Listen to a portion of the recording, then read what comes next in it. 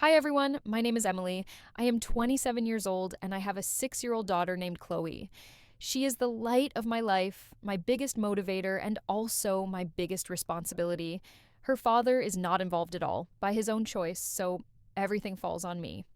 I pay the rent, I buy the food, I pack her lunches, I attend every school function, and I make sure she has what she needs to grow up feeling safe and loved. I work full time at a dental office. It is not glamorous, but it is steady. I have my own apartment, which is a major accomplishment for me, and I do everything I can to keep us afloat, even though it is incredibly tight financially.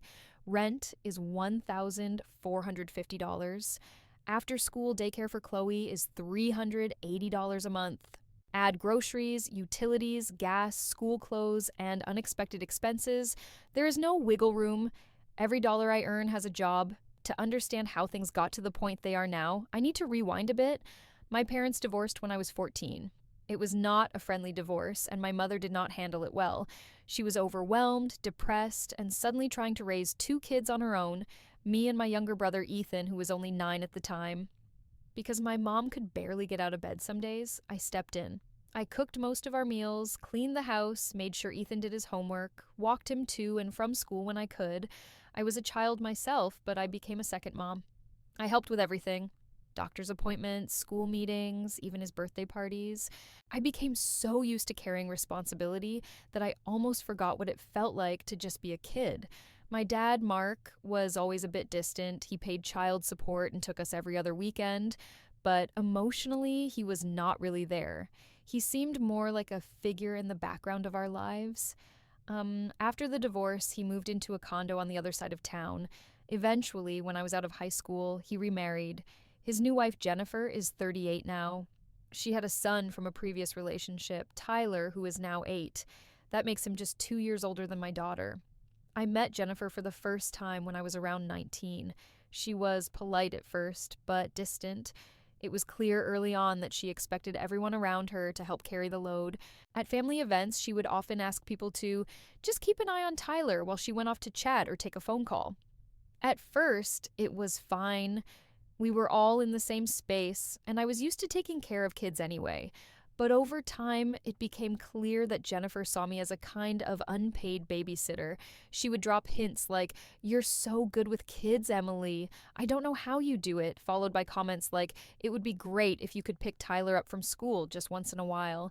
I let the first few requests slide. I was still trying to maintain some kind of family connection, and saying no felt selfish, so I said yes when I could, but once in a while turned into, "Can you pick up Tyler after school today?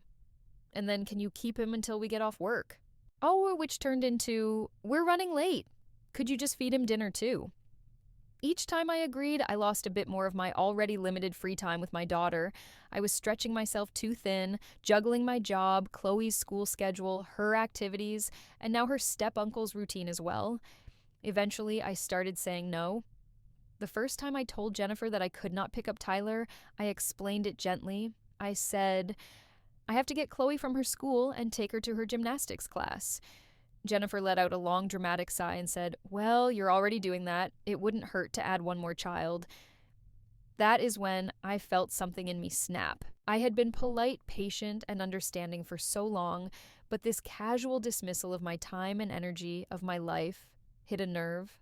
I said, "Your son is not my responsibility. My daughter comes first." There was silence. My dad was there, and he looked up from his phone and said, "Emily, that's a bit selfish. Family helps family." I turned to him and said, "When Chloe was a baby and I was a terrified single mother, did you help me? Did Jennifer offer to babysit? Did you ever once pick her up from daycare or offer to buy diapers?" He looked uncomfortable but did not answer. Jennifer got defensive immediately and said, "You act like we owe you something just because you had a kid young. You're punishing Tyler for it now." Well, I looked her straight in the eye and said, "No. I'm protecting my time and my child. Chloe is my priority. Tyler is not my job. He is your son. You chose to have him. You need to handle him." Things got icy after that.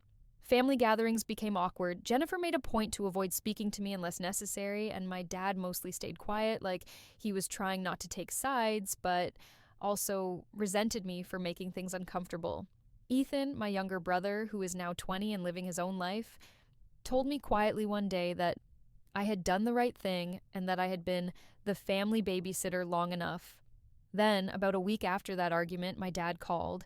It was late afternoon. I was just finishing up work and about to go pick up Chloe for her parent-teacher conference. He started the call with some small talk, then said, "Listen, Jennifer has a doctor's appointment today, and we really need someone to pick up Tyler. It's just this once." I paused. I knew that if I said yes, it would just start the cycle again. I told him, "I have Chloe's conference tonight. I can't miss it." His tone changed immediately. He said, "You could reschedule that. We really need help here, Emily. You owe us for everything we've done for you." I felt that familiar mix of guilt and anger rise in my chest. I asked him calmly, "What exactly have you done for me?" There was a long pause. I waited. He didn't have an answer. A couple of weeks after the last phone call with my dad, the one where he couldn't answer when I asked him what exactly they'd done for me, there was a family barbecue. It was at my aunt's house, a semi-annual thing we've always attended since I was a kid. Chloe loves going because she gets to play with cousins, and I went because I didn't want her to feel isolated from the rest of the family, even if things were tense between the adults. As soon as we arrived, I could feel it. Jennifer was already watching me from across the backyard. She wasn't even trying to hide it. The second I set Chloe's bag down and gave her the go-ahead to run off and play, Jennifer made a beeline toward me. I knew it was coming, and still, I wasn't ready for the audacity she carried in that perfectly rehearsed, passive-aggressive smile. Without bothering with any kind of small talk, she launched into it. She said I was setting a bad example for Chloe, that I was teaching her to be selfish and unhelpful. That family is supposed to step up, not walk away when things get hard. She even went so far as to say she worried what kind of adult Chloe would grow up to be if she learned from my behavior. I laughed, not because it was funny, but because I had finally stopped letting her guilt manipulate me. I told her I was teaching Chloe something far more important, how to set boundaries and stand up for herself. I told her I wished someone had taught me that when I was younger, because maybe then I wouldn't have spent so much of my life taking care of everyone else while no one took care of me. Jennifer's face hardened. That smile disappeared fast, replaced by a tight-lipped scowl that told me she didn't like being challenged. She stood there for a second, clearly stunned that I didn't immediately fold, then walked away without another word. I could feel eyes on us from across the yard, but I didn't care. I grabbed a soda, sat down next to my cousin, and enjoyed the rest of the barbecue like nothing happened. The next day, I got a call from my mom. Now, for context, my mother and I have a complicated relationship, but we've grown closer over the years, especially after Chloe was born. She's 49 now, and she's had her own battles, mental health, money, regret, but one thing she's never done is let someone treat her daughter like a doormat. Apparently, Jennifer had the audacity to text my mother. Yes, my mother.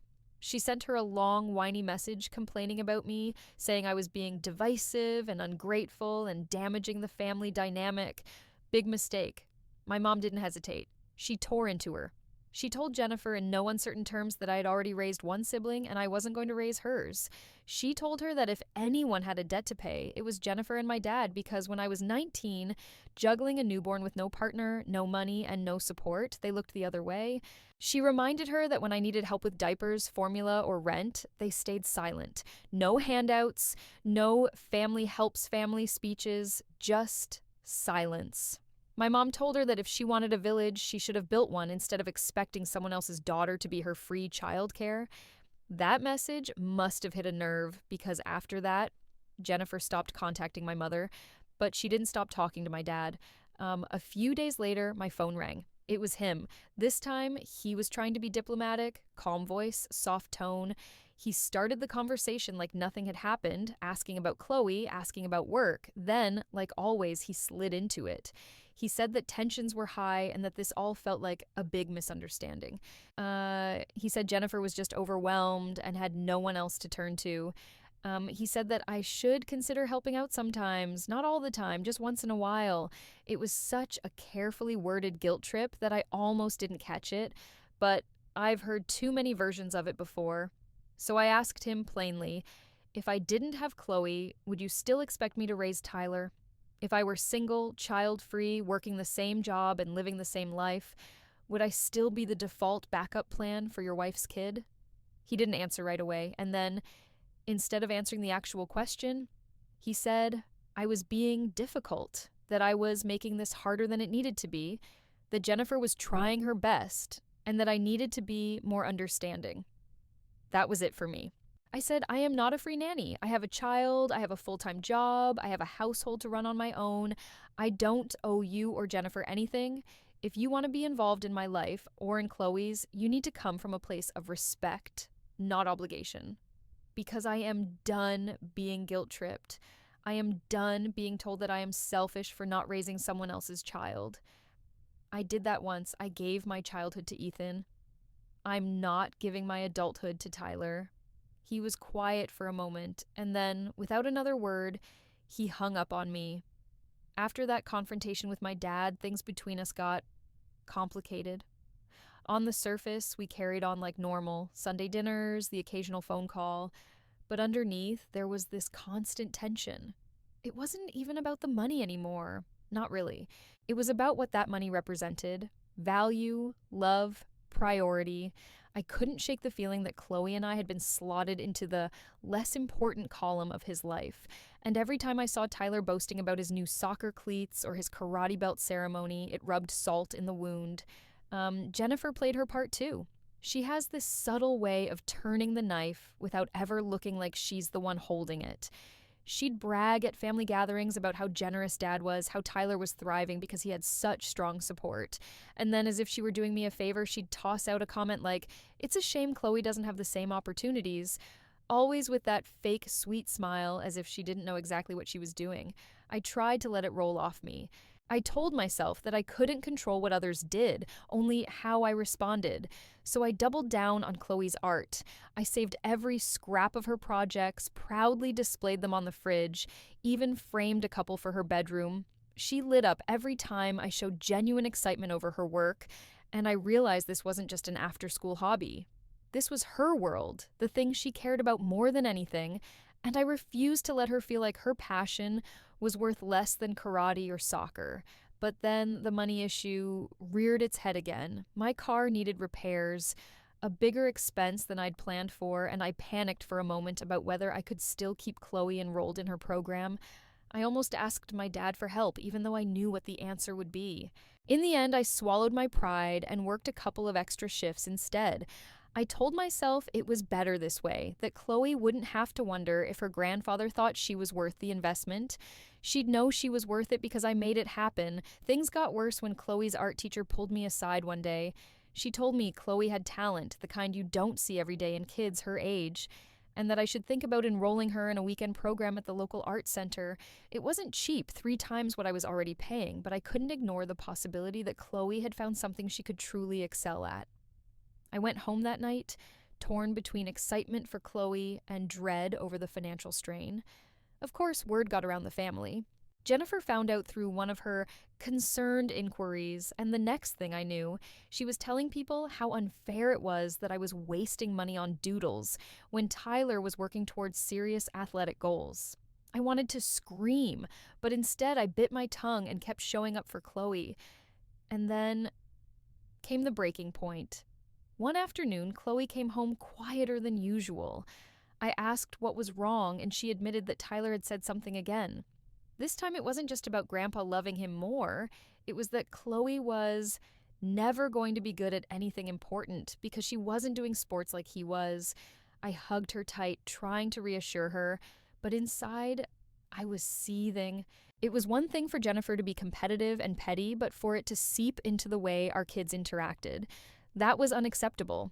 I confronted my dad again, this time with more fire. I told him flat out that his financial favoritism was bleeding into how the kids saw themselves, and that it wasn't just unfair, it was damaging. He brushed it off again, saying kids would always compare and that I was overreacting, but the way Chloe's face crumpled when she told me what Tyler said was burned into my memory, and I knew I couldn't let it slide anymore.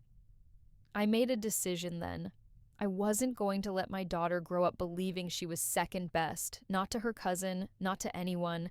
If my dad wanted to keep pouring his money into Tyler, fine. But I was going to make sure Chloe had what she needed, even if it meant cutting corners elsewhere in my life. I canceled subscriptions, cooked at home more often, and stopped spending on things that didn't truly matter. Every extra dollar went into her art.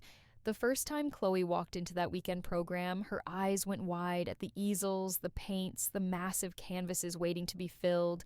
She looked like she had just stepped into her own version of Disneyland. And when she brought home her very first painting from that program, a colorful, chaotic masterpiece of shapes and patterns, I couldn't help but tear up. Watching her beam with pride when she brought home her first painting was worth every sacrifice. After that incident with Jennifer signing me up as her unpaid babysitter, something in me shifted. For years, I had let myself become the family's safety net, the one who would cancel plans, rearrange schedules, or put my own needs aside to cover for their messes. It wasn't just about Tyler or Jennifer, though. They were the most blatant offenders. It was the entire family dynamic. I was the responsible one, and that label had morphed into a free pass for everyone else to dump their responsibilities onto me. When the school called, my first reaction wasn't even anger, it was exhaustion. I was at work, already behind on a deadline, and suddenly I had to be the solution to someone else's problem again. By the time I picked up Tyler and Chloe and drove them to Jennifer's, I was simmering. And when Jennifer brushed it off with her usual smug attitude, saying she knew I'd do it because I always did, something snapped. It wasn't a dramatic screaming match. It was quieter than that. Colder, sharper. I told her this was the last time, and for once, I meant it. Of course, it didn't end there. Jennifer wasted no time spinning her version of events to my dad. By the time I talked to him, she had painted herself as the overwhelmed single mom who made an innocent mistake, while I was the ungrateful sibling who couldn't help out just this once. My dad repeated her words almost verbatim as if they had rehearsed it together. He said I was being too harsh, that family was supposed to step up for one another, that it wasn't such a big deal, but it was a big deal. It wasn't just a missed box on a form, it was a pattern. Jennifer had been leaning on me for years, sometimes in subtle ways and sometimes in obvious ones, and I had always gone along with it because it felt easier than confronting her. She knew I had a soft spot for responsibility, and she exploited it. What stung was that my dad seemed blind to it, or worse, chose to ignore it. I laid it out for him as calmly as I could. I reminded him of the countless times I had stepped in, the times I had picked Tyler up from practice, babysat on short notice, even helped Jennifer with bills when she claimed she couldn't make rent. I pointed out how Jennifer never extended the same effort toward me or Chloe, how she never even considered reciprocating. And yet somehow, I was the one being accused of not being supportive. Dad didn't want to hear it. He waved his hand like I was being dramatic, said that siblings were supposed to help each other out, and implied that my reluctance was selfish.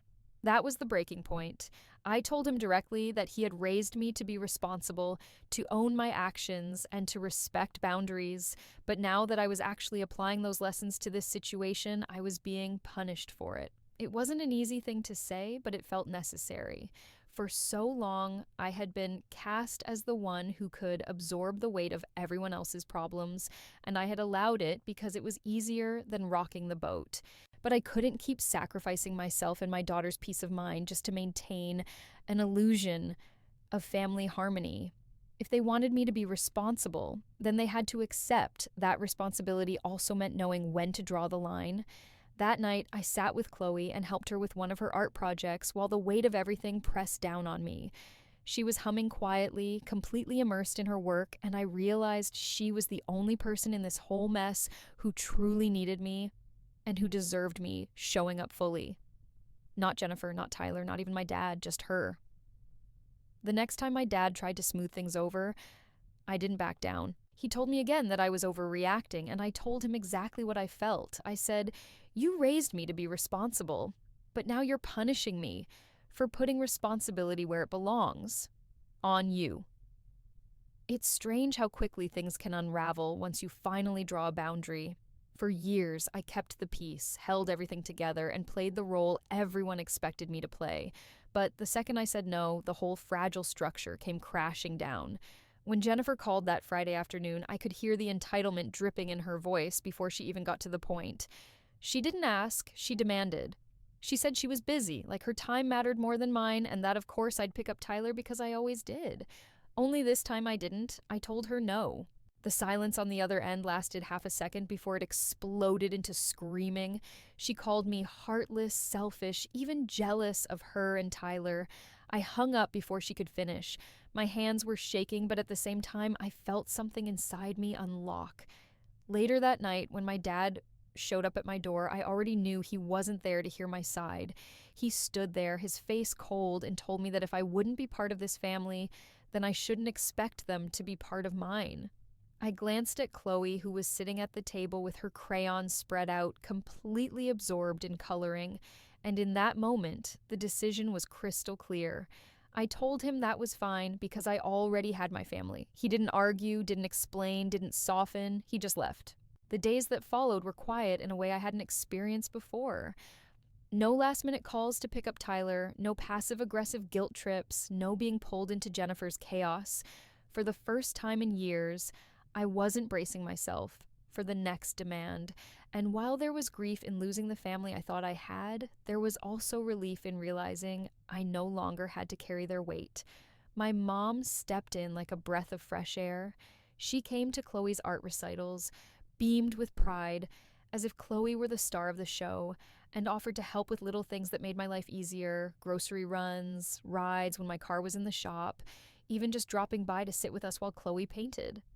Unlike my dad, she didn't treat me like a resource to be drained. She treated me like a daughter.